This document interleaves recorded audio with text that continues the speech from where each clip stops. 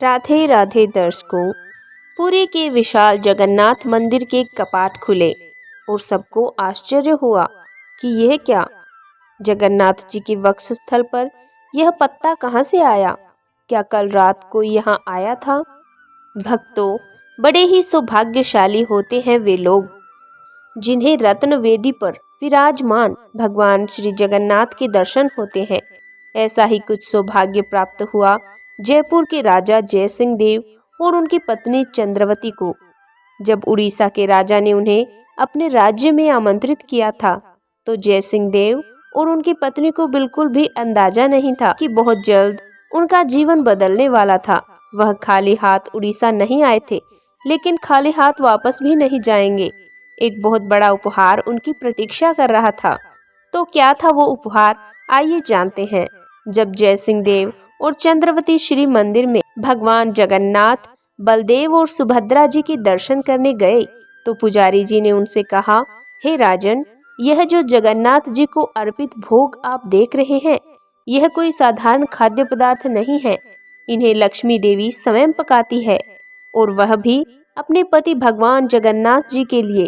और फिर जब वे इस भोग को स्वीकार कर लेते हैं तो फिर वह प्रसाद विमला देवी को सबसे पहले अर्पित किया जाता है। और इस प्रकार जब यह प्रसाद विमला देवी के पास से होकर आता है तो यह महाप्रसाद बन जाता है।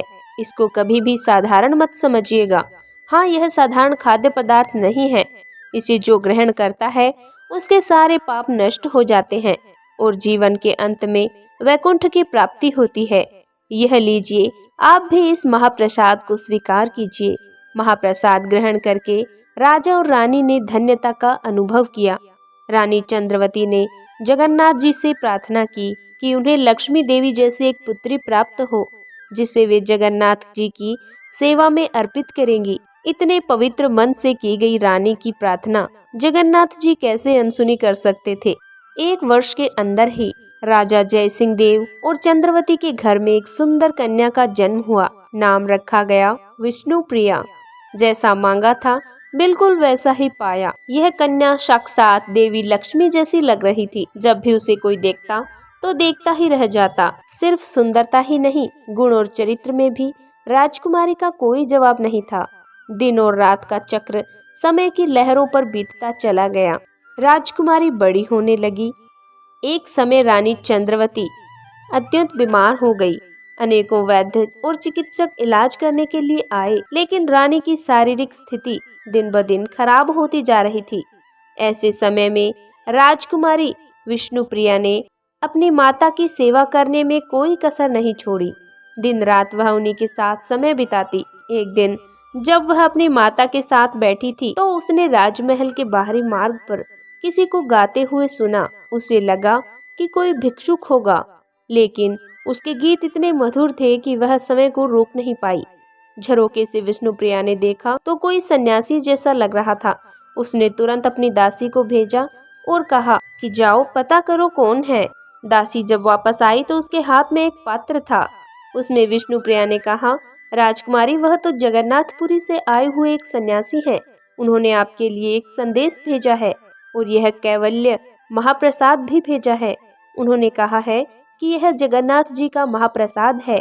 इसे महारानी को दे दो और जगन्नाथ जी से प्रार्थना करो। आपकी माता जल्दी ही स्वस्थ हो जाएंगी।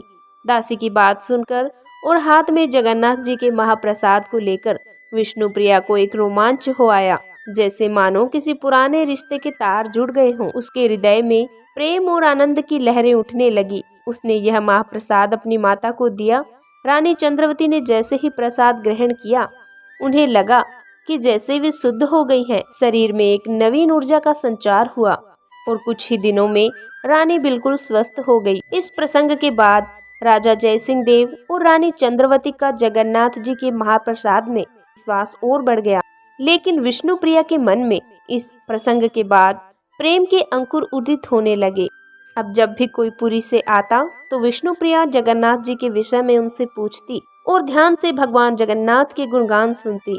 एक दिन पुरी से एक पंडा जगन्नाथ जी का महाप्रसाद लेकर राजा से मिलने के लिए आता है।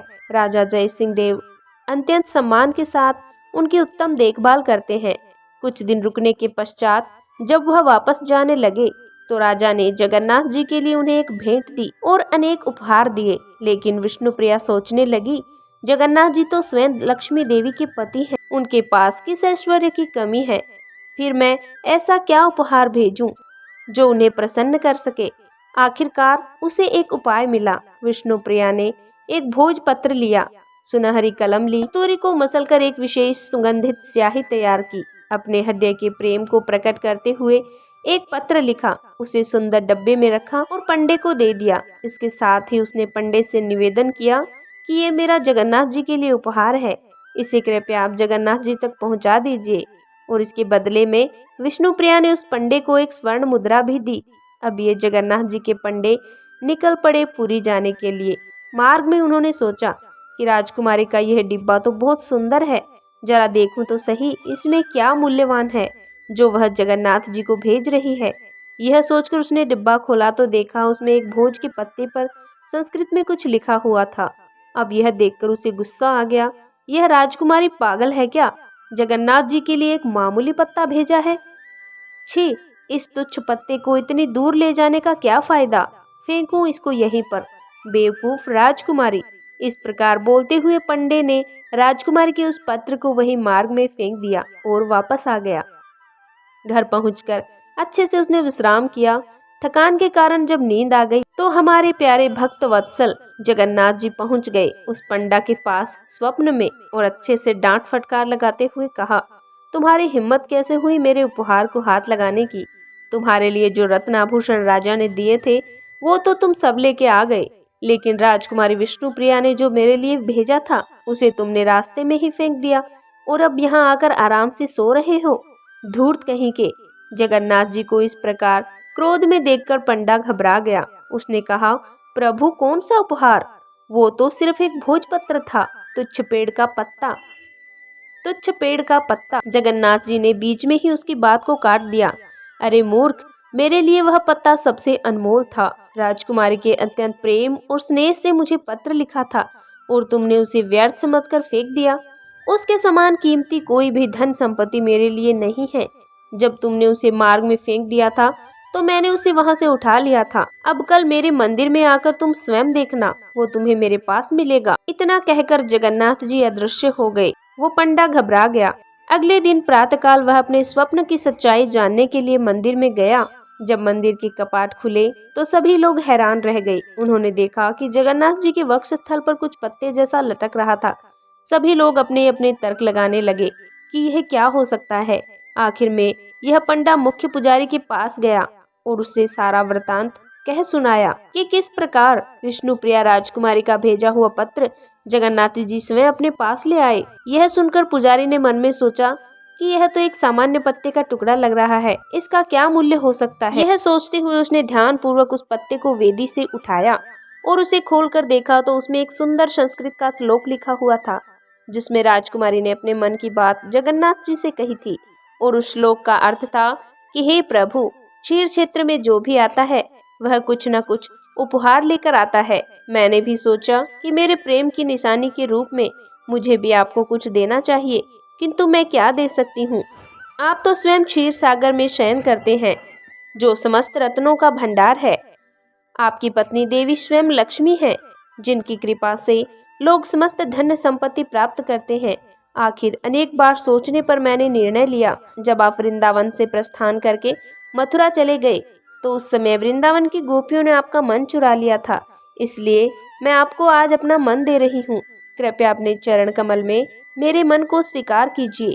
वहां उपस्थित सभी ने इस पत्र को पढ़ा तो उनकी आंखों से प्रेम अश्रु प्रवाहित होने लगे और राजकुमारी को उन्होंने प्रणाम किया। क्या आपने भी कभी भगवान के लिए प्रेम पत्र लिखा है? अगर लिखा है तो हमें कमेंट में भगवान और भक्त के गहरे संबंध का विस्तार पूर्वक लेख दीजिए। कथा पसंद आए तो वीडियो को लाइक और चैनल को जरूर सब्सक्राइब करें। धन्यवाद।